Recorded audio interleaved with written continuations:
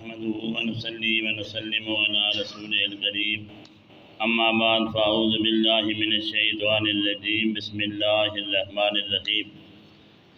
درود و سلام بلند آواز کے ساتھ پڑھیے۔ اللہم صلی علی سیدنا و مولانا محمد وعلی آل سیدنا و مولانا محمد مبارک وسلم۔ الصلاۃ والسلام علیک یا رسول اللہ وعلی آلک و اصحابک یا حبیب اللہ۔ حمد و صلوات کے بعد سامعین محترم، آج کے اس درس پاک میں رمضان المبارک کے روزہ رکھنے کے دوران روزہ دار کو جو چند غلط فہمیاں ہو جاتی ہیں، وہ پریشان ہو جاتا ہے کہ میرا روزہ ٹوٹ گیا یا نہیں ٹوٹا، اس حوالے سے جو اسے پریشانیاں لاحق ہوتی ہیں وہ بیان کی جائیں گی کہ ان سے روزہ ٹوٹتا ہے یا نہیں ٹوٹتا۔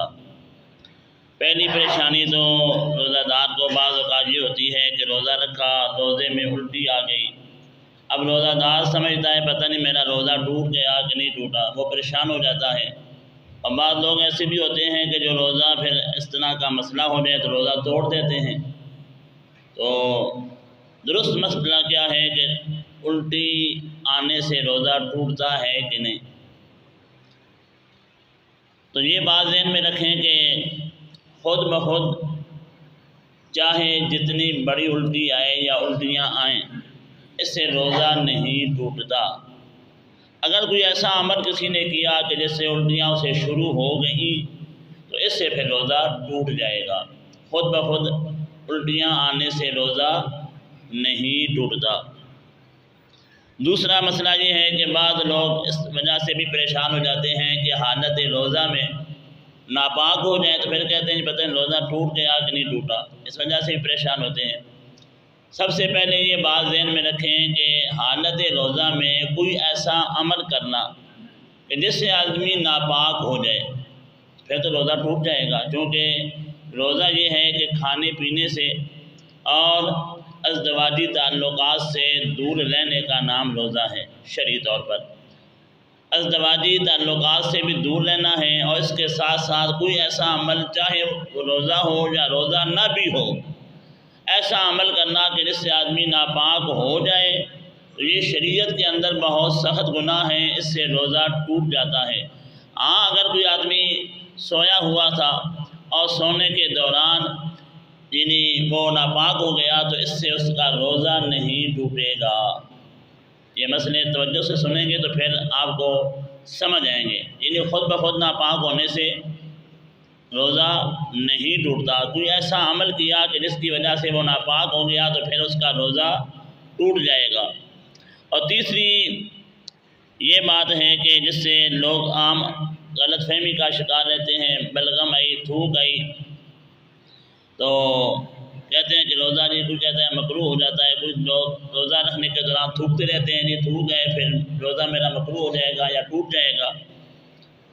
تو یہ بات ذہن میں رہے کہ تھوک اور بلغم جب تک منہ میں ہے تو اس کو نگلنے سے روزہ نہیں ٹوٹے گا، ٹھیک ہے نا؟ جب تک منہ میں ہے تو اس سے روزہ نہیں ٹوٹے گا۔ آگے نکل گئی، الگ کے نیچے بھی اتر گئی تو اس سے روزے میں کچھ فرق نہیں پڑتا۔ وہ الگ مسئلہ ہے کہ جس سے روزہ ٹوٹ جاتا ہے، ایسا کچھ بھی نہیں، کوئی بھی نہیں کرتا کہ وہ تھوکے تو پھر اس کو چاٹے تو اس سے روزہ ٹوٹتا ہے، لیکن ایسا ہوتا نہیں ہے۔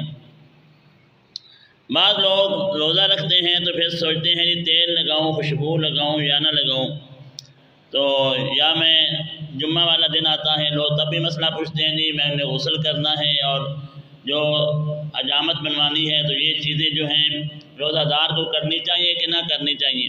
تو یہ کام سارے روزہ رکھنے والا روزے کی حالت میں خوشبو بھی لگا سکتا ہے، تیل بھی لگا سکتا ہے، اور جو شرعی طور پر ناپاکیاں ہیں وہ سب دور بھی کر سکتا ہے۔ اس میں روزے کو کچھ اثر نہیں پڑتا۔ البتہ ایک چیز ہے سرما لگانا۔ سرما جو ہے وہ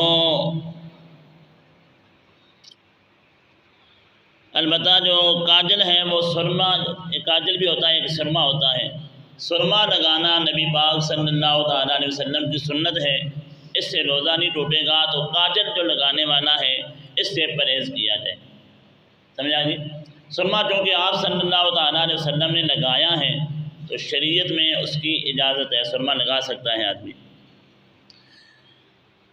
اور 5ویں جو غلط فہمی بعض اوقات آدمی کو ہوتی ہے وہ یہ ہوتی ہے کہ رمضان المبارک میں سحری کے وقت آنکھ نہیں کھلی یا سحری نہ کر سکا، یعنی سحری رہ گئی، اب جاگا تو 5 منٹ لیتے ہیں، اب 5 منٹ میں تو کچھ نہیں ہو سکتا، تو یا جاگا تو اذانیں ہو رہی تھی تو پھر تو ہو ہی کچھ نہیں سکتا کہ اب تو روزہ بند ہو گیا ہے۔